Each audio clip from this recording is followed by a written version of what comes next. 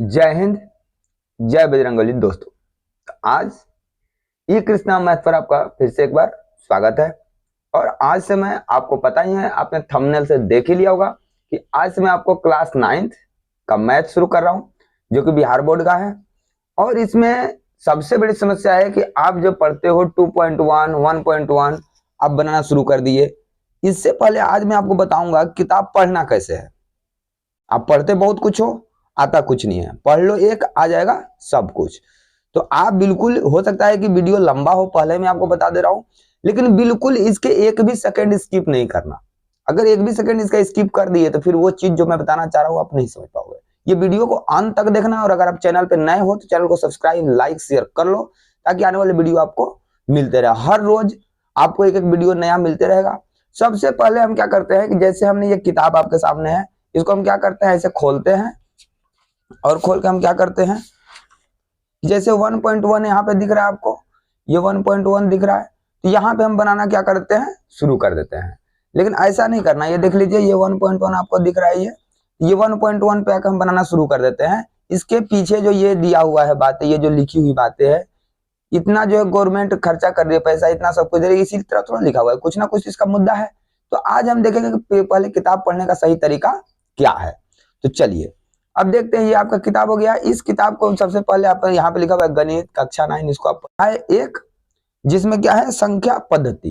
तो संख्या पद्धति क्या होता है, सबसे पहले तो ये जानना जरूरी है कि संख्या पद्धति क्या होता है। तो जो संख्या का जो नंबर सिस्टम बोलते हैं कि कोई ना कोई अगर काम हो रहा है तो एक सिस्टम में हो रहा है, उसी तरह संख्या का कुछ पद्धति है कि संख्या कैसे अरेंज होता है, संख्या में क्या क्या होता है, संख्या को जो है, कौन संख्या को हम क्या नाम दे पा रहे हैं, प्राकृत संख्या बोल पा रहे हैं, पूर्ण संख्या बोल पा रहे हैं, क्यों बोल पा रहे हैं। तो एक पद्धति होता है, एक संख्या का अपना सिस्टम है, जिसमें संख्या अपना अपने सिस्टम के अनुसार रोल करते हैं। अब हम इसको कैसे पढ़ेंगे, स्टूडेंट क्या करेगा, एक पेंसिल पहले लगेगा, हाथ तो करेगा कि भूमिका।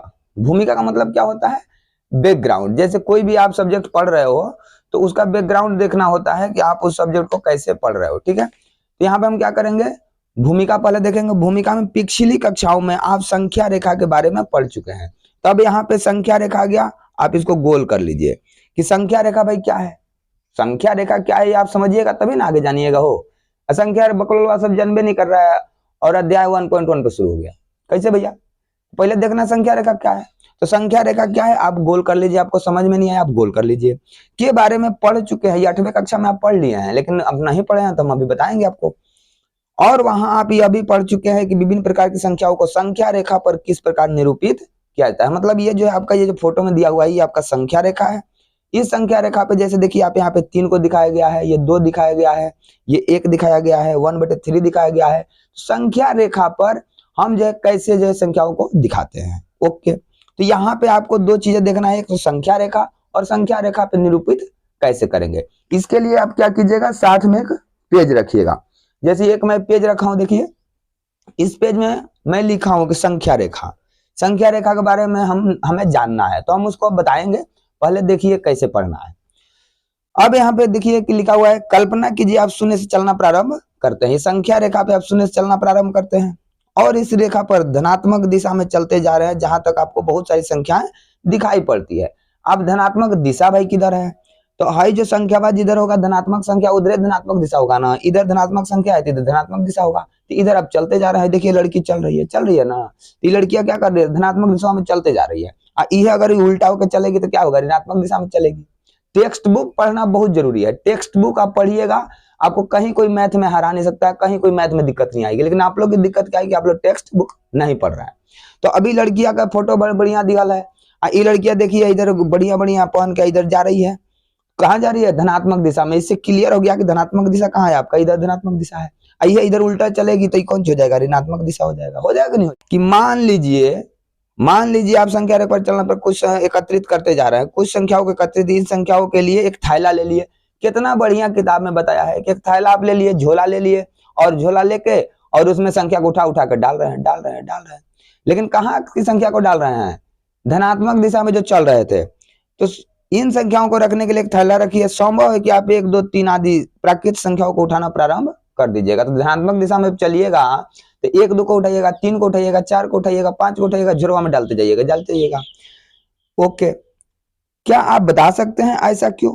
यह सूची सदैव बढ़ते रहेगी। सच्चे मतलब बढ़ते कैसे रहेगी, पहले 1 आया था, फिर 2 आएगा, फिर आपका 3 आएगा, फिर आपका 4 आएगा, 5 आएगा, तो सूची बढ़ते रहेगी। ओके, और आप जो है बता सकते हैं कि ऐसा क्यों हो रहा है। अब आप थैले में अपरिमित संख्याएं, अनेक प्रकृत संख्या भर जाती है। आप याद करें कि यह संख्या संग्रह n से प्रकृतिक करते हैं। अब देखिए, अभी यहां तक जो थैला थैला हम भर रहे थे उतना जरूरी बात नहीं था। यहाँ पे देखिए हमने अंडरलाइन किया है प्राकृत संख्या, तो प्राकृत संख्या को जानना जरूरी है। इसके बाद इस संग्रह को n से डिनोट करते हैं, ये जानना आपके लिए क्या है, जरूरी है। अब देखिए कागज पे हम लिखे हुए हैं, क्या लिखे हुए हैं, प्राकृत संख्या लिखे हुए हैं, जिसको इंग्लिश में क्या बोलते हैं, नेचुरल नंबर। तो हम पहले आपको दिखाना चाह रहे हैं किताब पढ़ना कैसे है, फिर इन बातों पे हम एक्सप्लेन करेंगे। ओके, अब यहाँ पे आप देख लिए। अब आप घूम जाइए और विपरीत दिशा में चलते रहिए। तो धनात्मक दिशा में जा रही थी, तो यहाँ से भाई ये प्राकृत संख्या का पूरा को झोरवा में रख ली। अब क्या कर दी, घूम गई, तब कहाँ आएगी, वापस आएगी कहाँ, 0 पे। तो 0 को उठाई या रख ली थैला में, तो उस संख्या कौन बन जाएगा भैया, बताओ बताओ बताओ। अब वही बात यहाँ बोल रहा है कि अब आप क्या कीजिए, घूम जाइए। तो आप घूम के अब क्या कर लीजिएगा बताइए, घूम जाइए। अब आप घूम जाओ, विपरीत दिशा में चलते हुए शून्य को उठाइए, उसे थैले में रख दीजिए, तो उसको हम क्या बोलेंगे, पूर्ण संख्या। क्या बोलेंगे, पूर्ण संख्या। तो देखिए अंडरलाइन कैले हैं पूर्ण संख्या, हाई देखिए कागज पे लिख ले हैं पूर्ण संख्या, लिखे है ना भैया।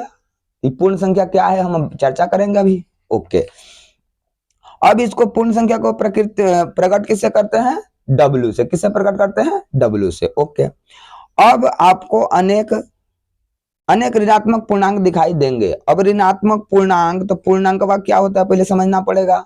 पूर्णांक का क्या होता है समझ लीजिएगा, तब ना समझिएगा कि ऋणात्मक पूर्णांक होता है, धनात्मक पूर्णांक होता है। जब पूर्णांक नहीं समझिएगा बकलोल बात सब पूरा 1 2 1.2 2.2 पढ़ लेगा और समझ में नहीं करेगा, तो पहले क्या समझेंगे भैया, पूर्णांक क्या होता है। तो आगे देखते हैं। आप इन सभी ऋणात्मक पूर्णांकों को एक थैले में डाल दीजिए। क्या आप बता सकते हैं यह नया संग्रह क्या है। तो यह जो नया संग्रह बना, ये किसका बना, पूर्णांक का बना। माने कि धनात्मक पूर्णांक भी आ गया, ऋणात्मक पूर्णांक भी आ गया, 0 भी आ गया, तो कौन सी बन गया, ऋणात्मक पूर्णांक। अब देखो और वो बात ध्यान से देख लो, जिंदगी भर कभी भी मैथ पढ़ते हो इसी तरीके से पढ़ना है। ये सब जो लिखल है, इस सब में बहुत जो है डाटा है, बहुत कंपलसरी सब पढ़ना है। अब यहाँ देखो लिखा हूँ मोस्ट इंपोर्टेंट है, देखिए बनले ना कि जेड क्यों। अब इंटेजर्स, अब तुमने देखा नेचुरल नंबर तो n से डिनोट कर दिया, और तुम देखा होल नंबर तो w से डिनोट कर दिया, इंटेजर से तो i से डिनोट कर देना था, लेकिन कौन चीज किया है, z से। तो क्यों किया है भैया, तो यहाँ पे लिखा है कि z जर्मन शब्द जेहलिन से लिया गया है, जिसका अर्थ होता है गिनना। जिसका अर्थ क्या होता है, गिनना। और जहल जिसका अर्थ होता है संख्या, तो संख्याओं को गिनना। समझ गए, तो ये जो मोस्ट इंपोर्टेंट है, इसको पढ़ना ही है। अब इसी तरह से आगे आप पढ़िएगा, तो क्या अभी संख्या, जब आप मान लीजिए इधर गए थे धनात्मक में, तो धन वाला उठा लिए थे 1 2 3 4, फिर उधर से वापस आए 0 उठा लिए, अब फिर जब वापस गए तो -1 वाला उठा लिए, तो अब बचा है कोई 9 संख्या। तो हाँ अभी बहुत सारा संख्या बचा है, जैसे 1/2 बचल है, इसके बाद 3/4 बचल है, इसके बाद -2005/2006 बचल है। तो ऐसी सब संख्याओं को भैया क्या कहेंगे, तो इसको हम कहेंगे परिमेय संख्या। क्या कहेंगे, परिमेय संख्या। ठीक है दोस्तों, अब चलिए आगे देखते हैं। अब ये का संग्रह हो जाएगा, परिमेय संख्याओं के संग्रह को क्यू से प्रकट करते हैं। किससे प्रकट करते हैं, क्यू से। अंग्रेजी शब्द रेशनल की उत्पत्ति अंग्रेजी रेशियो से हुआ है। रेशनल शब्द की उत्पत्ति किससे हुआ है दोस्तों, रेशियो से हुआ है। तो ये आपकी किताब में लिखा हुआ है, कहीं आप बोलिए हम कहाँ से पढ़ा रहे हैं, हम कहीं से नहीं पढ़ा रहे हैं। बिहार बोर्ड के जो 9th का सिलेबस है वो आपकी किताबें में लिखल है, बल्कि आप लोग पढ़ नहीं रहे हो ढंग से, किताबों में सब लिखल है। और अक्षर क्यू अंग्रेजी शब्द का क्यूसेंट से लिया गया है। ठीक है, क्यू किससे लिया गया है, क्यूसेंट से। और रेशनल नंबर आर किससे लिया गया है, रेशियो से लिया गया है। तो आप यहां तक समझ गए अब। अच्छा, अब परिमेय संख्या का नीचे परिभाषा दिया है। ये वीडियो बहुत लंबा हो जाएगा, इसीलिए अब उतना हम नहीं करेंगे, हम अभी एक्सप्लेन करेंगे, लेकिन मोटा मोटा आपको समझ में आना चाहिए। ऐसे ही जैसे मैं रीडिंग देके पेंसिल लेके नोट किया हूं, जो आपको समझ में नहीं आएगा वो आप नोट कर लीजिए। आप हो सकता है अगर आपको नहीं समझ में आ रहा, आप इस कमेंट पे कर दीजिएगा, हम उसको एक्सप्लेन करके बता देंगे। नहीं तो जहां पे भी आप पढ़ने जा रहे हो, ऑनलाइन क्लास कर रहे हो, वहां से आप सीखो। लेकिन जो बातें नहीं आ रही है, एक एक इंची नाप लो मैथ का, फिर आपको कहीं कोई दिक्कत नहीं आएगी। शुरू में थोड़ा सा दिक्कत आएगा। तो अपरिमेय संख्या का परिभाषा क्या होता है कि संख्या r को परिमेय संख्या कहा जा सकता है अगर इसको p/q के रूप में लिख सकेंगे, p/q के रूप में लिख सकेंगे। और Q is equal to not zero होना चाहिए, क्यू का मान क्या होना चाहिए, जीरो नहीं होना चाहिए, तो हम उसको क्या बोल देंगे, परिमेय संख्या बोल देंगे। इसमें बहुत सारा सब लिखा हुआ है कि परिमेय संख्याओं के अंतर्गत प्राकृत संख्या, पूर्ण संख्या और पूर्णांक भी आते हैं। अब परिमेय संख्या के अंतर्गत प्राकृत संख्या भी आ जाता है, यानी कि वो ग्राफ में हम देखेंगे तो उसमें क्या हो जाएगा, परिमेय संख्या बोल दिए तो उसमें पूर्ण संख्या आ जाएगा, प्राकृत संख्या आ जाएगा, अब पूर्णांक आ जाएगा। समझ में आ रही है बात दोस्तों? ओके।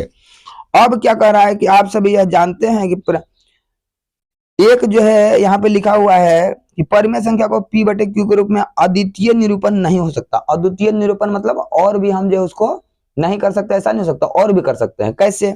अब 1/2 है तो उसको 2/4 भी लिख देंगे तो ही कट जाएगा, 1/2 हो जाएगा। हम लिख देंगे 10/20 तो ही 1 हो जाएगा, ही 2 हो जाएगा। 25/50 1 हो जाएगा, 2 हो जाएगा। तो हम कर सकते हैं, जिसको हम क्या बोलते हैं, तुल्य परिमेय संख्या भिन्न कहते हैं। 1/2 का 2/4 हो गया, 5/10 हो गया, 10/20 हो गया, 25/50 हो गया, तुल्य परिमेय संख्या इसको बोल देंगे या भिन्न बोल देंगे। ठीक है दोस्तों, अब चलिए आगे चलते हैं।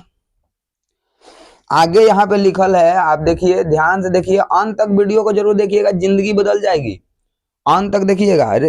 रेखा पर हम मानते हैं कि Q equal to not zero और क्यू का मान पी और क्यू का मान एक के अतिरिक्त अन्य कोई वस्तुनिष्ठ गुणनखंड नहीं होना चाहिए। तो गुणनखंड क्या होता है, अब वीडियो में हम बना दिए हैं, गुणनखंड क्या होता है देख लीजिएगा वीडियो में, तो पता चल जाएगा, काहे कि अभी वीडियो लंबा हो जाएगा। तो P और Q जो होता है, जैसे मान लीजिए कि यहाँ पे क्या है, 2/3 है, तो 2 और 3 को भाग देंगे तो कितना, एक बार में 2, ये कितना बच जाएगा, 1, और फिर 1 से देंगे 2, यानी ये जो मासन निकलता है ना, 1 निकलना चाहिए, तो उसको बोलते हैं को प्राइम नंबर। अब देखिए यहाँ पे लिखा है सहअभाज्य संख्या या को प्राइम नंबर।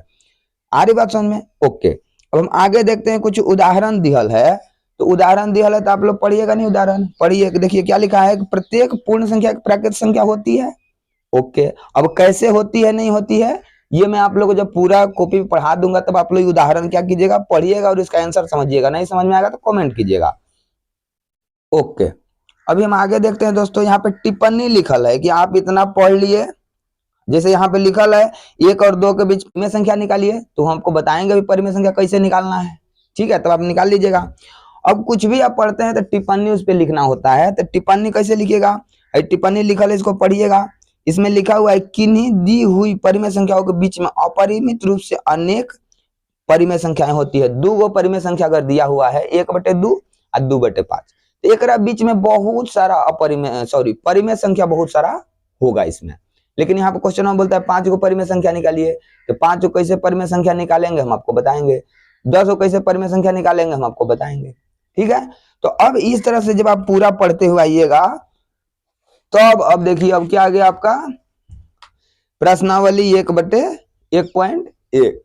ठीक है, प्रश्नावली 1.1। तब इतना पढ़ने के बाद ही प्रश्नावली पे भैया आना है। समझ गए बकलोला सब? नहीं आएगा तो मैथ वैसे कमजोर रह जाएगा। ठीक है, तो चलिए अब जितना हम लोग पढ़े हैं उसको मैं बताता हूं अब कि कैसे क्या है। तो चलिए दोस्तों, अब आपने देख लिया किताब कैसे पढ़ना है। अब पहला पॉइंट हमारा क्या था, संख्या रेखा।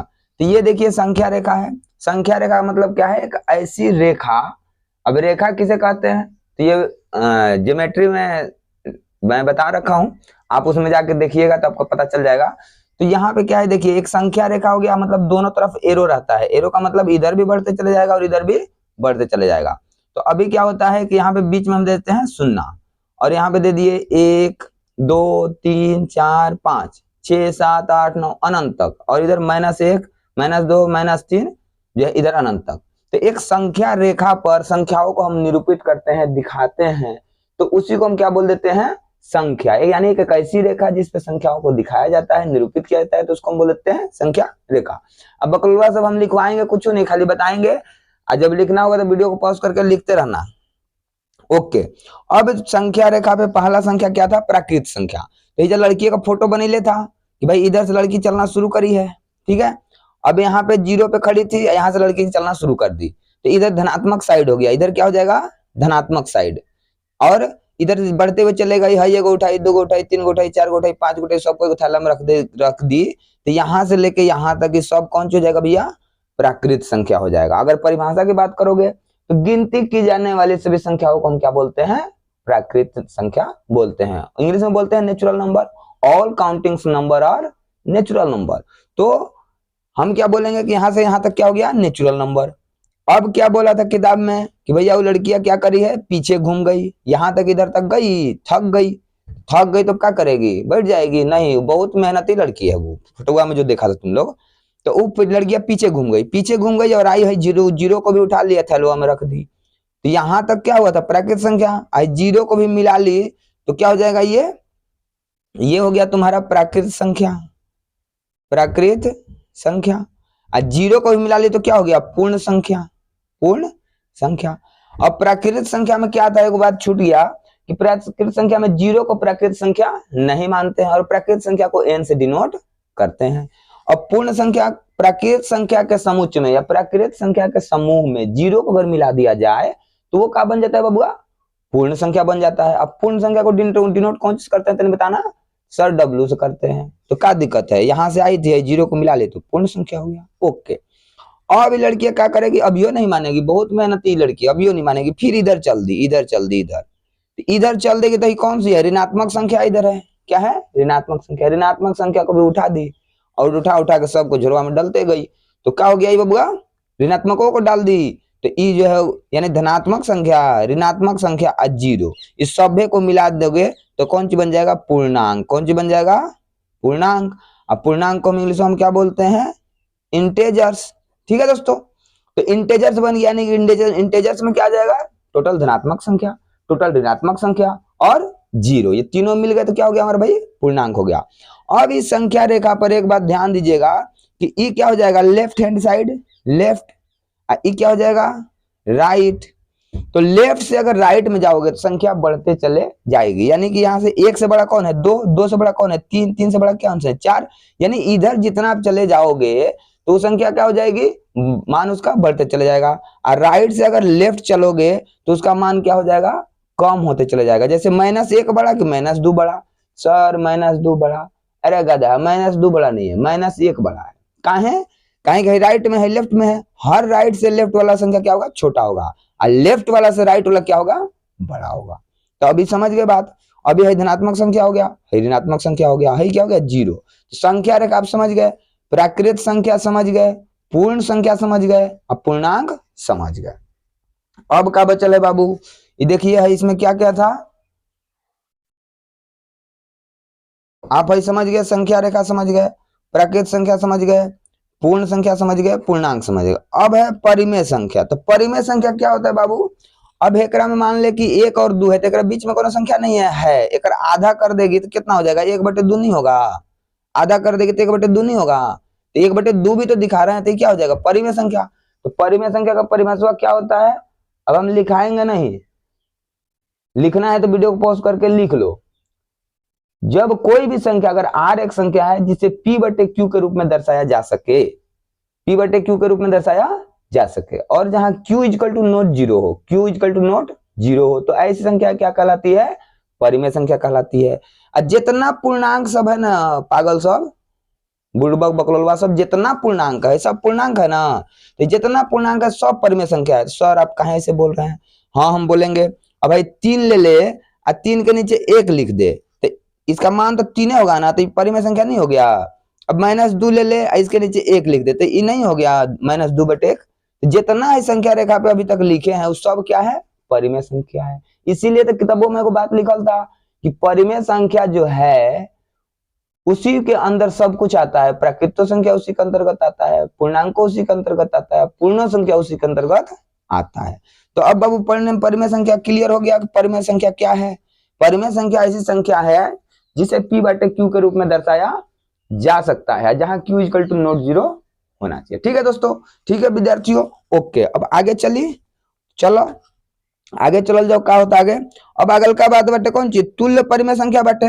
ओके, तो तुल्य परिमेय संख्या या भिन्न संख्या, तो ई कौन बीमारी हो, ई ऐसा बीमारी हो कि जैसे मान लो कि हम लिख दिए, आप क्या 1/2 लिख दिए, अब यहाँ पे हम लिख देंगे 2/4, लिख देंगे 3/6, लिख देंगे 8/16, लिख देंगे 9/18। तो एक कटा देता नहीं, तो 1 दूना 2, 9 दूना 18, 8 दूना 16, 3 दूना 6, 2 दूना 4, तो 100 के मान तो 1/2 आ रहा है, तो इसके बराबर है। तो बराबर है, अगर एक मान लो परिमेय संख्या और उसके बराबर में संख्या है जिसको बढ़ा घटाने पे बराबर आ जाएगा, तो उसको हम क्या बोल देंगे बाबू? तुल्य परिमेय संख्या बोल देंगे या भिन्न संख्या बोल देंगे। और एक बीमारी था को प्राइम नंबर या सहअभाज्य संख्या, को प्राइम नंबर या सहअभाज्य संख्या और था सहअभाज्य संख्या। तो को प्राइम नंबर या सहअभाज्य संख्या क्या होता है कि दो अगर संख्या है और उसका मौसा निकालेगी, अगर उसका मौसा एक आ गया तो समझ लो कि वो संख्या क्या हो जाएगा? सहअभाज्य संख्या हो जाएगा। जैसे क्या है 3 और 4, एक मौसा निकालेगी कैसे? 3 से 4, एक बार में 3, एक बच गया, 3 आ गया, 3 बार में 3, यानी मौसा कितना निकला? 1। तो अब क्या है कि अगर यदि दो संख्या है उसका मौसा 1 निकल पा रहा है, यानी कि उभयनिष्ठ गुणनखंड उसका 1 है, तो हम उसको क्या बोल देंगे दोस्तों? को प्राइम नंबर। तो को प्राइम नंबर समझ में आ गया? ओके। अब सर तनी हमको बता दीजिए कि दो परिमेय संख्या में अनेक परिमेय संख्या कैसे निकालेंगे। तो चलिए अभी ये देखते हैं। अब हम आ गए प्रश्नावली 1.1 के ऊपर। तो इसमें पहला क्वेश्चन है कि क्या शून्य एक परिमेय संख्या है? क्या इसे आप P बटे Q के रूप में लिख सकते हैं, जहां P और Q पूर्णांक है और Q equal to not zero है। ओके, अभी हम क्या करेंगे यहाँ पे, क्या शून्य का एक परिमेय संख्या है? तो बिल्कुल है, क्योंकि आपने जब परिमेय संख्या देखा था, आपने क्या देखा था? परिमेय संख्या आपने देखा था, तो उसमें क्या क्या था? उसमें क्या क्या था परिमेय संख्या में? आपका प्राकृत संख्या भी था, और क्या था आपका? प्लस शून्य था, प्लस प्राकृत संख्या शून्य, और प्लस क्या था? पूर्णांक। ये तीनों मिलकर क्या बना था आपका? तीनों मिलकर क्या बना था? परिमेय संख्या। तो ये तो बात क्लियर हो गया कि शून्य जो परिमेय संख्या है, लेकिन क्या इसे आप P बटे Q के रूप में लिख सकते हैं? तो जी लिख सकते हैं। कैसे? 0 और 0/1 लिख दीजिए, तो कितना हो जाएगा मान? 0 ही हो जाएगा, नहीं हो जाएगा? 1 से मान लीजिए भाग दीजिएगा 0 में, तो 0 से कटा दीजिए, तो 1 गुना 0 0 हो गया, कट गया। हाँ, तो 0/1 हम लिख सकते हैं, 0/2 लिख सकते हैं, 0/3 लिख सकते हैं। तो जीरो क्या हो गया? एक परिमेय संख्या हो गया, और उसे P और Q के रूप में हम लिख सकते हैं, और Q equal to not zero भी है। इससे प्रमाणित हो गया कि आपका P क्या है? आपका 0 क्या है? एक परिमेय संख्या है। अब चलिए नेक्स्ट देखते हैं। नेक्स्ट क्या है? 3 और 4 के बीच में 6 परिमेय संख्या ज्ञात कीजिए। तो ये मैं आपको उधर उदाहरण में बताया नहीं था, लेकिन अभी देख लीजिए कैसे होगा। 3 और 4, 3 और 4 के बीच में क्या करना है? 6 परिमेय संख्या निकालना है। तो अब हम क्या करेंगे? 4 से 1 अधिक ले लेंगे। क्या करेंगे? 4 से 1 अधिक ले लेंगे, या आप 2 अधिक ले लीजिए। क्या ले लीजिए? 2 अधिक ले लीजिए, 3 अधिक ले लीजिए, आप कुछ भी ले लीजिए। मान लीजिए कि यहाँ पे आप ले लीजिए, क्या आप ले लीजिए 6। क्या ले लीजिए? 6। तो 6 से आप 6/6 से गुना कर दीजिएगा। क्या करिएगा? 6/6 से आप क्या कर दीजिएगा? गुना कर दीजिएगा। तो कितना होगा?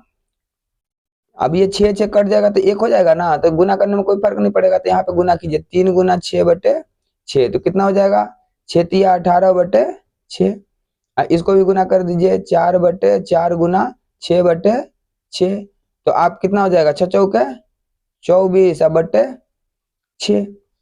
तो एक संख्या आपका क्या हो गया? यहाँ पे देखिए, एक हो गया 18/6, एक हो गया 24/6। अब इसके बाद लिखिए 19/6, 20/6, 21/6, इसके बाद 22/6, 23/6। तो आप ये लिख दीजिएगा, कोई दिक्कत नहीं। यह है कोई दिक्कत? बताइए, कोई दिक्कत नहीं है, आप ये लिख दीजिएगा। ओके, अब हम क्या वो देख रहे हैं यहाँ पे? 3/5 और 4/5 के बीच में 5 परिमेय संख्या ज्ञात कीजिए। अब देखिए यहाँ पे क्या कह रहा है कि 3/5, तो अब कितना लिख देंगे हम? 3/5, और हम क्या लिख देंगे? 4/5। अब इसमें भी कीजिए आप, कैसे कीजिएगा? तो 4 ज्यादा ले लीजिए, 6/6 या 7/7 से गुना कर दीजिए। 7/7 से गुना कर दीजिए, तो क्या हो जाएगा? 7/7 से गुना करिए, क्या हो जाएगा? 7 तिया 21/7/35, ये क्या हो जाएगा? 7 चौके 28, अब बटे 7/35। अब यहाँ पे लिखिए 21/35 हो गया, ये क्या हो जाएगा? 22/35, 23/35, 35, 24/35, 25/35, 26/35। देखिए कितना भी हम निकाल सकते हैं, कितना भी, ये एक परिमेय संख्या है, 3/5, 4/5 एक परिमेय संख्या है। तो दो परिमेय संख्या के बीच में अनंत परिमेय संख्या हम निकाल सकते हैं। कैसे? जो यहाँ पे हमने देखा 7/7 से 4 से अधिक ले लीजिए, 5 ले लीजिए, 6 ले लीजिए, 7 ले लीजिए, 8 ले लीजिए, जितना ज्यादा संख्या बढ़ाते चले जाइएगा उतना ज्यादा आप परिमेय संख्या निकाल सकते हैं। अब यहाँ पे जैसे आप लेते, मान लीजिए कि 4 के बाद 5 ले लेते तो क्या होता? अब देखिए यहाँ पे अगर ये 7/7 हमने लिया है ना, अब हम ले लेते 5/5 तो क्या होता? 3×5 = 15, अब बटे 25, यहाँ पे क्या होता है? 5 × 20 बटे 25, 5 लिए है ना, 5 या 15, 5 × 20, तो अब इसमें कितना निकलता? 16, 17, 18, 19, 20, तो 4 को निकलता। इसीलिए जितना ज्यादा आप संख्या दूर का लोगे तो उतना ज्यादा आप परिमेय संख्या निकालोगे, जितना नजदीक का लोगे उतना आप क्या निकालोगे? कम निकालोगे। अब 4 भी ले सकते हो, 4 ले लोगे तो क्या हो जाएगा? 4 × 12, 4 × 16, तो 12, 13, 14, 15, तीनों को परिमेय संख्या निकलेगा। अब समझ गए दोस्तों? तो दो संख्याओं के बीच में परिमेय संख्या आप निकाल लोगे। ओके, अब हम देखते हैं क्या बोल रहे हैं यहाँ पे कि नीचे दिए गए कथन सत्य है असत्य, कारण के साथ अपने उत्तर दीजिए। प्रत्येक प्राकृत संख्या एक पूर्ण संख्या होती है। प्रत्येक प्राकृत संख्या एक पूर्ण संख्या होती है। अभी बात सत्य है क्या सत्य है? अभी चलिए देखते हैं कि बात ये सत्य है कि सत्य है। तो प्रत्येक प्राकृत संख्या एक पूर्ण संख्या होती है, सत्य बात है। प्रत्येक प्राकृत संख्या एक पूर्ण संख्या होती है, सत्य है। क्या है? सत्य है। कैसे सत्य है? कि प्रत्येक प्राकृत संख्या 1, 2, 3, 4, 5, 6, 7 ये सब क्या है? अनंत तक प्राकृत संख्या है। तो ये प्राकृत संख्या एक पूर्ण संख्या है, तो इसमें मिला देंगे 0 तो ये पूर्ण संख्या हो जाएगा। तो ये पूर्णवें संख्या का अंतर्गत ना प्राकृत संख्या आता है, इसीलिए सभी प्राकृत संख्या क्या हो जाएगी? एक पूर्ण संख्या हो जाएगी। बात क्या हो गया? सत्य हो गया। ओके, प्रत्येक पूर्णांक एक पूर्ण संख्या होता है। प्रत्येक पूर्णांक एक पूर्ण संख्या होता है। तो पूर्णांक क्या होता है? ये बात असत्य है। क्या है? असत्य है। ये बात क्या है? असत्य। कैसे? कह रहा है कि प्रत्येक पूर्णांक एक पूर्ण संख्या होता है। तो प्रत्येक पूर्णांक एक पूर्ण संख्या कैसे होगा भाई? पूर्णांक में क्या क्या होता है? ऋणात्मक संख्या, ऋणात्मक संख्या होता है। अब प्लस 0, अब प्लस क्या होता है? धनात्मक संख्या, धनात्मक संख्या होता है। तो ऋणात्मक संख्या 0 और धनात्मक संख्या मिले क्या बनता है? पूर्णांक। अब ये बोल रहा है कि पूर्ण संख्या, पूर्ण संख्या इतने पूर्ण संख्या होता है, 0 प्लस धनात्मक संख्या यह पूर्ण संख्या, और ऋणात्मक तो छूट गया। तो प्रत्येक पूर्णांक एक पूर्ण संख्या होता है। ये गलत है। कैसे है? गलत है, क्योंकि ऋणात्मक वाला तो पूर्ण संख्या है ही नहीं है, इसीलिए क्या हो जाएगा? कथन क्या हो जाएगा? असत्य हो जाएगा। ओके, प्रत्येक परिमेय संख्या एक पूर्ण संख्या है। प्रत्येक परिमेय संख्या एक पूर्ण संख्या है। अब ये भी गलत बोल रहा है, ये भी क्या हो जाएगा? असत्य हो जाएगा। क्या हो जाएगा? असत्य। कैसे? प्रत्येक परिमेय संख्या, तो परिमेय संख्या में तो ऋणात्मक संख्या भी आती है ना। जैसे ग्राफ पे देखिएगा, 1 हो गया, इसके बाद 2, 3, 4, 5, अब यहाँ पे 0 हो जाएगा, इधर हो जाएगा -1, -2, -3। तो अब क्या कर रहे हैं? प्रत्येक परिमेय संख्या, तो इस सब परिमेय संख्या है, तो परिमेय संख्या एक पूर्ण संख्या है। तो पूर्ण संख्या तो भैया यहीं तक है ना, तो हाई सब कहाँ जाएगा? तो इसीलिए कथन क्या हो जाएगा? असत्य हो जाएगा। ठीक है दोस्तों, अभी आपका यहाँ पे चैप्टर हो गया खत्म, और आने वाले वीडियो हम देखेंगे कि अपरिमेय संख्या क्या होता है। दोस्तों, अगर आपको जिंदगी में कुछ करना है और अच्छा शिक्षा लेना है तो जैसे मैं जो तरीके बताया हूँ बिल्कुल एक भी इन छूटना नहीं चाहिए, और इस तरीके से आप मैथ में पढ़ते चले जाओ। मैं आपको और भी वीडियो बनाते जाऊंगा। तब तक के लिए लेते हैं अलविदा। अगर आप मेरे चैनल को सब्सक्राइब नहीं किए हैं तो चैनल को सब्सक्राइब कर लीजिए, ताकि आपको आने वाले हर एक वीडियो अपडेट मिलते रहे। जय हिंद, जय भारत।